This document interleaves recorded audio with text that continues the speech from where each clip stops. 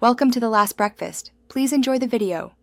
You'll start by confirming prerequisites: your email, password, and a working internet connection. Open Outlook or install the app, then choose Add Account. When prompted, enter your email and let Outlook detect settings. This speeds setup and reduces errors.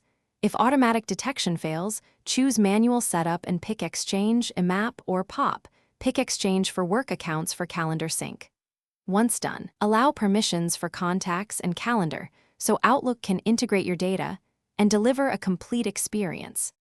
Now you'll connect and configure. Go to Account Settings and add any extra addresses. Outlook supports multiple accounts so you can centralize mail. Make sure to enable calendar and contacts sync so events and people appear across devices. Then customize sync frequency and download options. A faster sync means more data use, so balance speed against data limits. Also set a default account and compose signature. These small choices make sending consistent and avoid mistakes as you begin using Outlook daily.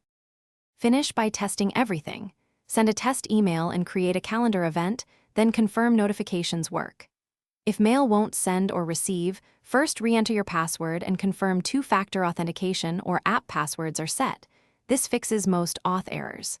If sync issues persist, use Outlook's Repair Account tool or remove and re-add the account to refresh settings.